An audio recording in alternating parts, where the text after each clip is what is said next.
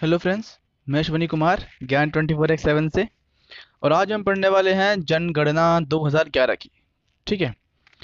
ये सभी प्रकार के कॉम्पिटिटिव एग्ज़ाम्स के लिए बहुत ज़्यादा महत्वपूर्ण है। ठीक है। तो शुरू करते हैं कि बड़ी मज़ेदार तरीके से पढ़ेंगे। ठीक है। बहुत मज़ा आएगा पढ़ के और आप कोई भूलेगा भी नहीं। तो शुरू करते हैं। भारत में पहली जनगणना की शुरुआत कब से हुई थी? ठीक है। सबसे पहले जो जनगणना हुई थी वो हुई थी 1872 में। ठीक है। उस टाइम पर वायसराय कौन था? अब ये वायसराय क्या होता है? ठीक है। गवर्नर क्या होता है? गवर्नर जनरल भी दो तरीके के थे, एक था बंगाल का, एक था भारत का। तो इसके ऊपर मैं एक अलग सी वीडियो बनाऊंगा। ठीक है। तो वो देखना। अभी फिलहाल के लिए इतना याद रखिए कि 1872 में पहली बार जनगणना हुई थी और उस टाइम पर वायसराय कौन था? Lord Mayo. ठीक है। लॉर्ड मेयो के काल में हुई थी। ठीक है। अगला देखते हैं। देश में नियमित जनगणना ये क्या थी? पहली बार हुई थी, लेकिन एक नियम से, यानी हर एक फिक्स टाइम पर होने लगी थी। वो कब से स्टार्ट हुई थी? 1881 से। और वो किसने करवाई थी? रिपन ने। तो जो हमारी नियमित जनगणना है उसका रिबन किसने काटा था? लॉर्ड रिपन ने। ठीक है। लॉर्ड रिबन रिपन ने काटा था इसका रिबन, कि नियमित जनगणना कब से होगी। ठीक है।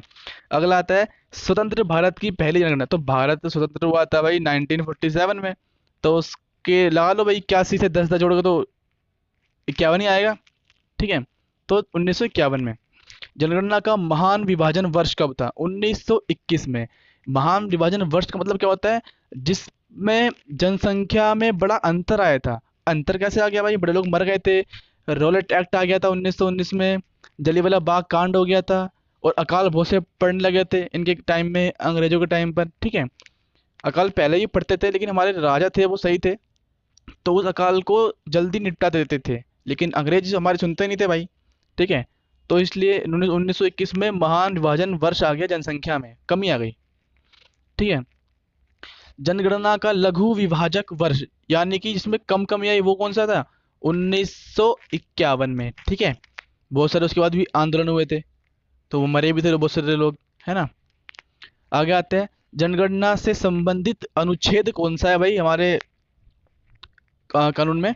अनुच्छेद 246। ठीक है। दोनों में ही दो दो का गैप है भाई। ठीक है। दो के बाद तीन नहीं है, चार के बाद पांच नहीं है, तो दो चार छः, दो चार छः। ठीक है। जनगणना विषय किसका है? अब हमारे कानून में ये भी लिखा है भाई कौन सी सूची है? सातवीं अनुसूची है, और उसके संग सूची का विषय है हमारा जनगणना। जनगणना की अवधि हर 10 साल में होती है भाई। ठीक है। तभी तो 51 आया 81 से। ठीक है। और नियमित रूप से होती है। कब से शुरू हुई? कब से शुरू हुई क्या लिखा था यहाँ पे? 1881 से। और पहली बार कब हुई थी? 1872 में। ठीक है। रिबन काटा था नियमित जनगणना का लॉर्ड रिपन ने। ठीक है। आगे आते हैं। जनसंख्या का अध्ययन कहलाता है डेमोग्राफी या जनांकिकी। ठीक है। जनांकिकी। 2011 की जनगणना का क्रम कौन सा था भाई? जो 2011 में जनगणना हुई थी, जिस टाइम पर हमारे मनमोहन जी प्रधानमंत्री थे, उस टाइम पर कौन सा नंबर की हुई थी ये? देश, जो देश की है, अगर मैं बात करूँ, शुरुआत हुई थी हमारी 1881 से। तो 2011 अगर हम देखें 81 से आते हुए, तो 15वीं है। लेकिन 1947 के बाद अगर हम देखें तो वो 7वीं थी। यानी भारत की आज़ादी के बाद 7वीं जनगणना थी। और वैसे देखिए भारत की तो वो कितनी थी? 15वीं थी। तो 2011 की जनगणना का आदर्श वाक्य क्या था? हमारी जनगणना हमारा भविष्य है। ठीक है। और इसमें कुल प्रश्न कितने थे? 29। ठीक है। 29 प्रश्न थे इसके अंदर। और जनगणना का शुभंकर क्या था? इसको मैस्कट बोलते हैं इंग्लिश में। वो था प्रगणक शिक्षिका। ठीक है। प्रगणक शिक्षिका याद रखना। और प्रथम जनगणना कमिश्नर कौन था? अब कमिश्नर कौन था भाई? तो कमिश्नर कौन था? प्रथम जनगणना कमिश्नर। अब डब्लू प्लांडे। अब डब्लू प्लांडे को हम कैसे याद करेंगे? इसको हम ऐसे याद करेंगे कि आपने एक फिल्म देखी होगी, धमाल। उसमें सबसे बड़े वाले डब्लू के नीचे क्या होता है? पैसे होते हैं। तो उन पैसों से क्या करते हैं वो लोग? अपना अपना प्लान बनाने की सोचते हैं, पर बन नहीं पाता है। ठीक है। तो डब्लू प्लान दे। तो उन्हें प्लान किसने दिया? डब्लू ने दिया, पर वो बन नहीं पाया। ठीक है। डब्लू प्लान दे। डब्लू प्लान दे प्रथम जनगणना कमिश्नर। जो कब रहा होगा? कब रहा होगा? 1900, ओ सॉरी, 1872 में। ठीक है। पहली वाली 1872 में हुई थी ना, तो 1872 में प्रथम जनगणना कमिश्नर। और स्वतंत्र भारत के प्रथम जनगणना आयुक्त। आयुक्त अलग वर्ड आ गया। आयुक्त को बोलते हैं हिंदी में कमिश्नर को बोलते हैं हिंदी में आयुक्त, ठीक है। स्वतंत्र भारत के प्रथम जनगणना आयुक्त कौन थे हमारे? आर ए गोपाला स्वामी। पहली बार जनगणना कब हुई थी स्वतंत्र भारत की? 1951 में। तो आर ए गोपाला स्वामी जनगणना कर, क्या होगा उसका? आर ए गोपाला स्वामी जनगणना कर। गोपाला स्वामी कहाँ पर आ? उत्तर में आ, ठीक है, क्योंकि ज्यादातर ऐसे गोपाला स्वामी अयंगर नाम कहाँ के होते हैं? साउथ के होते हैं। तो आर ए गोपाला स्वामी दक्षिण से उत्तर में आ और जनगणना कर, क्योंकि उत्तर में हमारा सेंटर दिल्ली है, ठीक है, कैपिटल, ठीक है, तो उसको हम ऐसे याद करेंगे।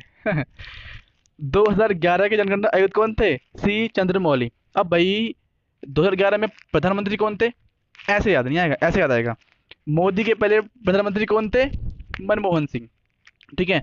तो मनमोहन सिंह ने क्या कहा? सी चंद्रमौली। क्या सी? सी मतलब तो देखना होता है। तो सी चंद्रमौली क्या सी? जनगणना सी, ठीक है। सी चंद्रमौली क्या सी? जनगणना सी। पहली बार जाति आधारित जनगणना कब हुई थी? 1931 में, ठीक है। ये आपको याद करना पड़ेगा, 1931 में, दोनों तरफ एक एक है, ठीक है, और बीच में क्या है? 3 3 9। तो 1931 में हुई थी पहली बार जाति आधारित जनगणना। विश्व जनसंख्या दिवस कब बनता है? 11 जुलाई को, ठीक है। विश्व जनसंख्या दिवस कब बनता है? 11 जुलाई को, इसे याद करेंगे। तो जनसंख्या बढ़ती कैसे है? एक और एक से,